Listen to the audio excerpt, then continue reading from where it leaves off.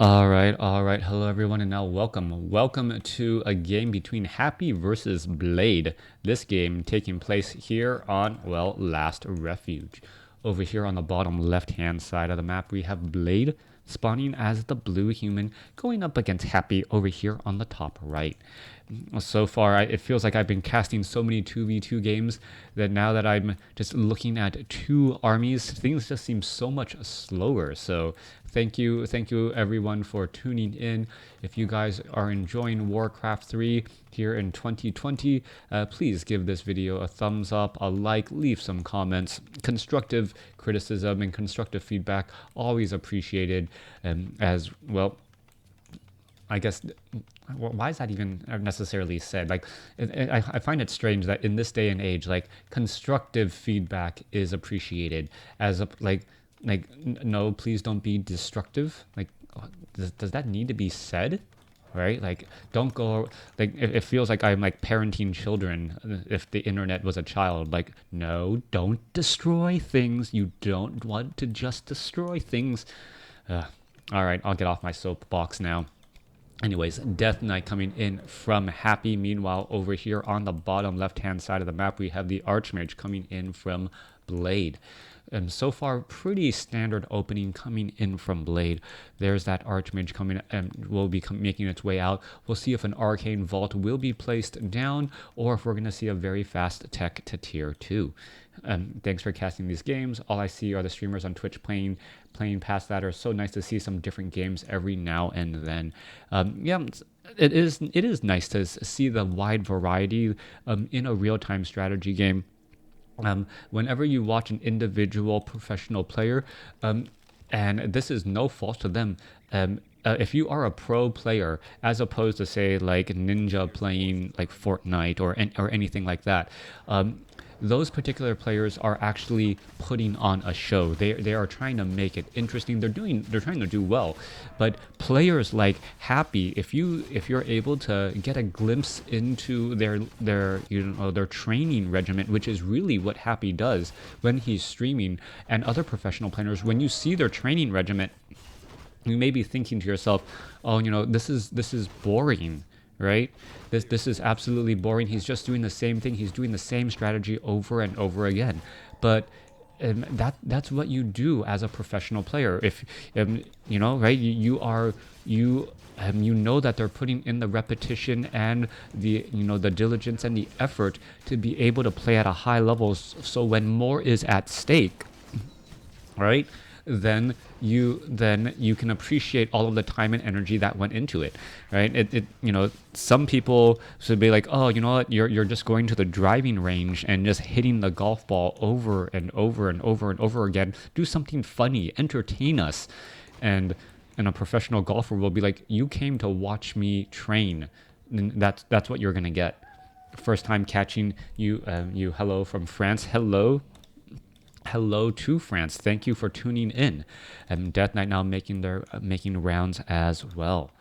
All right. We are doing a tech to tier 2. We are getting up a blacksmith, and we should also be getting up an arcane sanctum as well. It looks like it is going to be the very, very common rifle into casters, but only a single arcane sanctum as opposed to a dual arcane sanctum, mainly opening up for priests. I said this in the past as well. It used to be that like the undead had this strategy where they could just go crypt fiends and casters and still and obsidian statues and still have a very, very powerful, very robust army that could deal a good amount of damage. Death Knight nearby laying wait, trying to get that final shot off. Let's take a look. Oh, who got it? Death Knight, I don't think, got that experience. Archmage is actually, no, difficult to tell right there. Happy may have been able to get that final shot. You saw Happy purposely attack with the Crypt Fiend right there, as the Death Knight's now still wandering around. Death Knight's still sitting at level 1 right now. Oh, a Crypt Fiend did not get that final shot off there, as the Death Knight may end up losing his Crypt Fiend after all of that harassment here. Blade doing a great job here. Blade gonna try and save this Crypt Fiend, and the Death Knight, well, unable to do exactly that. All right, Archmage going to stay at level 2. Death Knight trying to catch some units in transit once more. There is a very low hit point footman. Death Knight now still trying to back away down to 148 hit points. And the Archmage actually shooing away the Death Knight of Happy as the, well, Archmage almost now at level 3. Making a position now back down here. Happy, well, in uncomfortably behind right now. He's not in the best of situations, but he is going to be able to get up his slaughterhouse and perhaps be able to heal up. The Death Knight, when it is low on hit points, is well, it kind of freezes up the entire army. We can take a look. What is this? Archmage shows up to the fight. There's an ensnare, and Archmage is still right there trying to get some extra damage onto the Death Knight. All right, Archmage now looking to back away again. Extra damage still being had. Water elementals are in position. As you can see, the Death Knight is still trying to regenerate all of his hit points, but gonna have a difficult time doing so. However, it looks like Blade may, well, unfortunately not realize how close the Lich is coming out onto the field. If the Lich makes its way, Death Knight could purposely back up, and then all of a sudden Lich, Frost Nova, Archmage is in trouble, down to 86 hit points, Death Coil, and there is that Scroll of Town Portal. Happy, knowing, absolutely knowing that his Lich was right there coming in, baited with the Death Knight, pulled him back, allowed the Archmage to chase just close enough, got the Frost Nova down, slowed it down, and was able to force the Scroll of Town Portal. Beautiful, beautiful play by Happy in that scenario, knowing not only just playing the game, but also playing the player who's controlling all of those units out onto the field. Archmage now is in the same situation as that Death Knight, needs to be able to get healed back up before really being able to venture forth. Meanwhile, we are teching to tier 3 by Blade. As the Archmage is now out, Riflemen do not have that range upgrade as of yet. Still going to be sitting at 400 range as opposed to that much larger 600 range, as the Riflemen are, well, off over here. All right, Death Knight, Lich here, ready to go. Rock Golem, well, throwing down its boulders at best. Lich will be able to get to level 2, and both sides perhaps knowing that if they try to attack and straight up take on their opponent right now, they would perhaps be risking a bit too much. Archmage is sitting at level 3. Mountain King should get to, well, will it get to level 3? No, just a little bit shy. Getting up a Tome of Knowledge as well, as the Mountain King really wanted, well, level 3 for that level 2 Stormbolt. Back off to the north here, 2-2, going up against a 3-2, or soon to be a 3-3, as the Riflemen join in on the fight here. Forest Troll going to get finished off. Nice little extra bash for effort. So Blade going for the classic bash and Stormbolt as opposed to the powerful Thunderclap, as I guess there isn't that many melee units. Mountain King sitting at level 3. All of a sudden, oh, there goes a Stormbolt onto Happy's. Crypt Fiend is just going to say, you know what? I'm glad I'm so far back. I will still be able to live and fight another day. Meanwhile, Mountain King picks up a Wand of Illusion. Death Knight of Happy still sitting at level 2, about to get to level 3. Lich staying at level 2 again. Archmage getting up more units, and Blade actually clearing out creep camps that I think are perhaps a little bit too easy for him. And then again, if you are able to clear out the creep camps that you know your opponent wants to get, that is still a big advantage, and it may force Happy to try and clear out creeps that are a little bit more difficult for him, risking a little bit more in a potential creep jack. Meanwhile, making its way back down here, Archmage should be clearing out either this creep camp or the mercenary creep camp here to get that advantage. Again, Illusion just going to keep track and keep tabs on Happy's army, as double obsidian statues are now out onto the field, and Happy going to be going for this Ogre Lord creep camp. And this is the problem here. You see Blade using his time to clear out this green creep camp. Meanwhile, Happy in the other end of the map actually clearing out the Ogre Lord creep camp, and that is going to give him a big advantage still. Making these rounds, Happy perhaps knowing what decisions and what risks to take, giving him, well, a big advantage there. We can take a look. Paladin is now currently out onto the field. Paladin going to be clearing out an orange creep camp here, but once again, real-time strategy games are a game of seconds. How you use your time has a major impact on the game, and being able to challenge yourself, taking out difficult creeps, getting the necessary experience without risking too much is a big advantage there. Riflemen finally have that range upgrade. Archmage, Mountain King are separated away from the rest of the fight, as the Paladin now trying to get to level 3 as much as it can, leaving behind a ring of protection +3. Nope, Paladin wants its ring, as we see a quick reveal right there. Well, Paladin now knows where exactly the undead army was, up on that high ground right there. Archmage with an orb of fire. Mountain King, it is now 3-3-2 going up against, I believe, a 3-3-1, as Happy now going to be retreating back once more. If Happy is able to clear out this red creep camp off to the side, it would give him a tremendous advantage and take the experience lead. Archmage going to purposely attack and then pull back, perhaps picking up the claws of attack +6 in the process. There we go. And now going to try and clear out some of these units. There goes a quick shockwave right there. Stormbolt on that Ogre Lord, and it is taken down. Archmage could be given, what is this, claws of attack +12? Or was that given to the Mountain King instead? No, Mountain King now has those claws of attack +12. I think the Archmage might actually be better off for it, since it's going to be using that range attack. There it goes, giving in as many items, as big items as you can. Death Knight, however, finding that Mountain King accidentally attacking that Death Knight, getting slowed in the process, as the Paladin will get to level 3. Archmage does not have a Scroll of Town Portal, and he is up the creek without a paddle, so to speak. Archmage could be in trouble here. Archmage going to try and finish off some units. There's a big Frost Nova. Are we going to see a Holy Light? No, we are not. More Devour Magic coming across, and, well, Blade being forced into this fight right here. Holy Light is going to finish it off. That Death Knight now down to 78 hit points. Healing Ward dropped in the very far back in order to stay alive, as the Archmage gets absolutely melted. All right, Ankh of Reincarnation is going to be enough. Mountain King still right there. Archmage shows back up to the party, trying to finish off some more units. Are we going to see a Stormbolt retreat? No, we are not, as there is silence being brought over. Mountain King could Stormbolt right here. Dark Ranger could take a lot of damage. Why aren't we seeing a Stormbolt? That is why what I don't understand right now, as a Stormbolt does go down. Holy Light finishes it off, as the Mountain King right there as well. Continuing the battle again, Mountain King could be in a little bit of trouble. Holy Light going to go ahead and save it, as they are still trying to chase back after all of those units.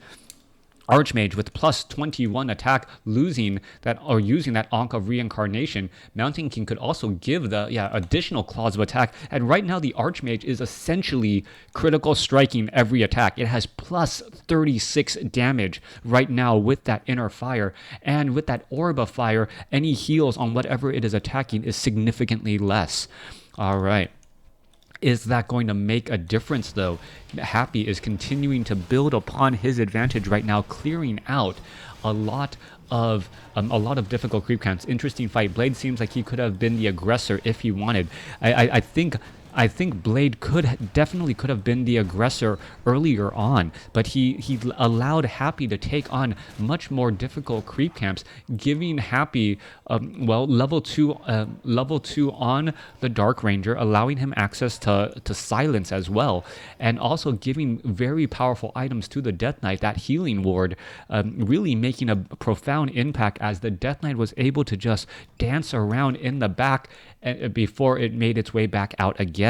So it really does come down to a game of seconds. But now that we see a level 4 Archmage, level 4 Mountain King, and a level 3 Paladin as support, Happy still is not in the clear as of yet. This is exactly the situation you want to be in when you are going up against a player who is thought of as better than you. Happy, perhaps Happy, a powerhouse Moon, a powerhouse as well. And this is the situation that Blade wants to be in. Blade wants to have, a stronger presence in the game in this particular matchup. He knows that he has stronger units right now. His heroes are slightly higher in level, and if he can continue to allow that to happen, he will be in a great spot. The downside right now, though, is that the Death Knight army, well, the Death Knight is about to hit level 4, allowing for faster movement speed with that Unholy Aura as well. All right, units making their way out. Mountain King has rune bracers, but inner fire, once again, could be a double-edged sword. Would Happy actually transform some of these obsidian statues into destroyers? I do believe so, if it's, and to try and remove inner fire, but then you are exposing yourself at the hands of the riflemen, who are going to be dealing so much damage too. Human got three more orange creep camps, I think. Yep. At that point, Happy and what was that? Blade did end up getting more orange creep camps in the end. They split the red creep camps in the ogre lords off over here and here. But the fact that Happy was the first one to clear out a red creep camp and gave him a major advantage in terms of that item early on. All right, there was already flying machines out in the air, ready to go. Riflemen will be here. What was that? 5 additional armor, 10% additional damage. So it is essentially a 2.5 upgrade. If you are keeping track of what that buff really does in terms of the fight. And now in comes the battle. We don't see any tower heroes at all, as we're going to be getting into an engagement. There's that Devour Magic, and that looks oh so tasty, eating through so many of those riflemen already.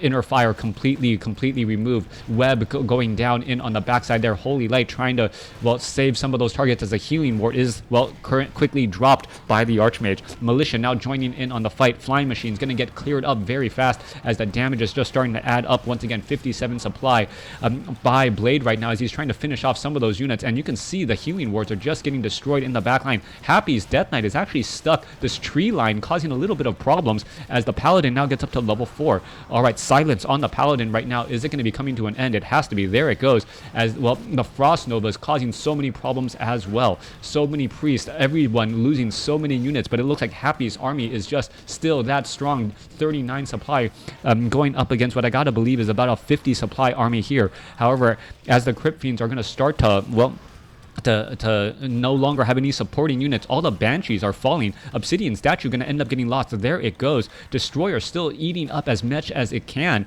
but now there's only one destroyer left out onto the field. As you're going to see, what is this destroyer doing? How is it still alive, going after those water elementals there? Paladin, Mountain King, Holy Light saving up that Archmage, as the units are backing up again. There could be another Devour Magic. A Death Knight, Lich, and Dark Ranger definitely winning out that fight there.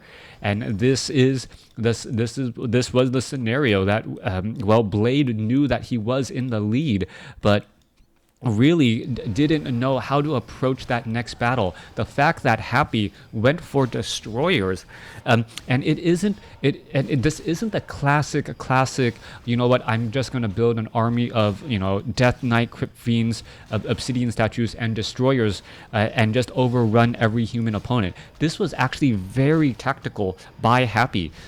Destroyers are now often a trap for many players. They are not as strong as they once were, and as any anti-magic unit should be, they're situational. And that's exactly what Happy did. Happy read the scenario. He noticed, my opponent is going for riflemen, but more scary than the riflemen is the fact that there's inner fire. All right, I'm going to start the battle. I'm going to get up to 3 destroyers, and I'm going to stop.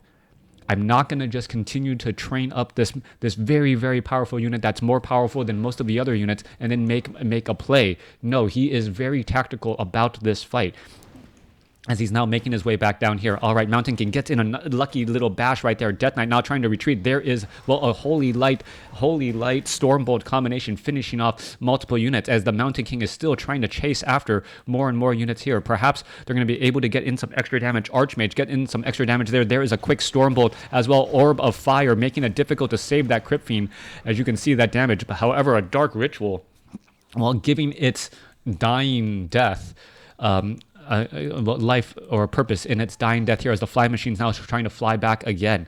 All right, 52 supply going up against 48. It looks like Happy is currently behind economically, since he is in low upkeep, and there is not much mining left to be had. Flying machines all around the air, and who is going to come out on top? Archmage sitting at 4, Paladin sitting at 4, and Mountain King sitting at 4, going up against a 4-4-3 Dark Ranger. getting close to 4 as well. We are looking at triple obsidian statues and 1 destroyer. That is it. And the flying machines are just going to try and keep track right there. Or destroyer taking a lot of damage. Archmage going to try to get off over here. Let's take a look. This 1 destroyer is going to be key as the Archmage, well, unable to apply the Orb of Fire debuff in time. Units now making their way back across over here. And what is going to end up happening? All right, Archmage, Mountain King. Well, there are no more creeps on the map to be had. No easy way to level up. Archmage dealing 31 bonus damage per attack as the Archmage, well, Staff of Sanctuary perhaps should be given to the Paladin. Mountain King could give the Gloves of Haste for Mountain King with Bash is useful, or perhaps the high hitting or the hard hitting Archmage could also be getting those Gloves of Haste as well. Let's make our way back off to the north again. Flying machines are here, ready to go. 2-0 upgrades. Every bit of resources incredibly important as, well, Blade purposely not training up any units, purposely staying out of high upkeep. Meanwhile, Happy is sitting at 58 over 70, and, well, he's trying to get up everything he can. This may come down to timing. If Blade does not spend and start using his gold quickly, he's going to actually be behind in terms of supply by a decent amount. He'll be behind by about 15 supply. And if he's behind by 15 supply, it is going to not trade nearly as efficiently. Blade looks like he's purposely backing up here. He wants to get every ounce of gold out of this gold mine before he starts to train up any additional units. But that is going to cause a window of opportunity for Happy to attack. It could really just come down to a strange timing attack. Archmage, what is it going to pick up? Is it going to try to pick up some additional items as well? Mountain King. All right, Scroll of Healing was picked up. We're looking at, well, trying to start to finally train up some of those units. Priest, Rifleman, all getting added in. Flying machines trying to keep an eye out on this undead army. Destroyers are going to be taking to the skies, and this might be a bit of a timing push, but the absorb mana right now, not very, very effective. We are looking at the flying machines, perhaps trying to get some damage here. The destroyers are losing mana as we speak, and Happy is going to be coming across with a major engagement here as these, well, flying machines are now trying to back away, staying away from those Crypt Fiends. And Blade is doing a good job making sure to just constantly train up units. As we can see, Staff of Sanctuary being used right there to try and save that unit right now. All right, the timing on this attack, let's see, destroyers losing a bit of that mana. They're going to go ahead and try and absorb a little bit more, and the timing is going to be key. And Blade trying to fight with a home field advantage. There is 400 or still 300 gold left to be spent, but no supply to use it. And the army supply is about 75 over 80. Happy is purposely unsummoning buildings now to get every bit of gold that he can. And this timing attack is going to be tremendous. All right, there's some Devour Magic already, losing 3 casts of Inner Fire. Paladin trying to stay in that frontline spot. Orb of Fire on the Mountain King perhaps could have been extra helpful if you're able to attack the destroyer and get in a stun. That would have been huge with that bash. Devour Magic, well, there it goes, that water elemental giving mana to those destroyers and offering a little bit of heal. That is still a problem. 66 supply now going up against 75 over 50. Happy using Unsummon very effectively to get a little bit of extra gold for items now. Death Knight picking up an additional Scroll of Healing, Potion of Lesser Invulnerability.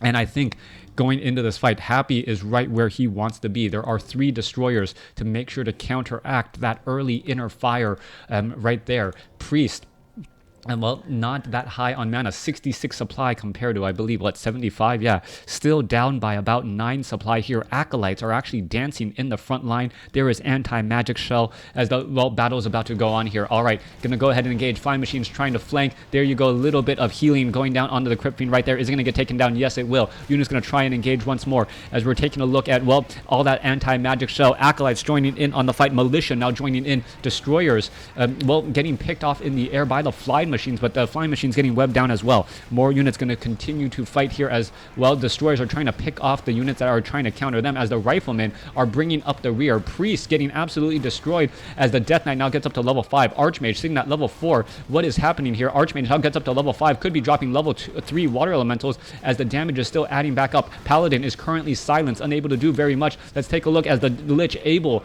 to stay alive. Has a potion of lesser invulnerability as well, trying to get away, and it looks like it will be able to do exactly that. Mountain King trying to bring up the rear. Stormbolt now right there. Archmage uses a potion of lesser invulnerability as well. A Holy Light should be coming onto that Archmage here in just a second to try and save back up as the Death Knight uses the potion of lesser invulnerability. All right, damage going across multiple sides here. If you're chasing a unit, you're not dealing damage, and that's actually the downside. If you're trying to chase after a high priority target, the remaining units could actually be taking far too much damage as the Acolytes get in a kill. All right, Archmage still trying to figure out and fight its way through. We're going to see the death of a Crypt Fiend there as more battling still happening here. Happy losing a couple of units here as the Mountain King is going to try to take down some of these Acolytes as the units are in a massive run. Stormbolt finishes off one. Holy Light finishes off another as we're going to see another Acolyte perhaps get taken down. Mountain King still has a good amount of mana as this one Acolyte is just going to end up getting taken down. Is it going to die by the Archmage? One more shot should do it.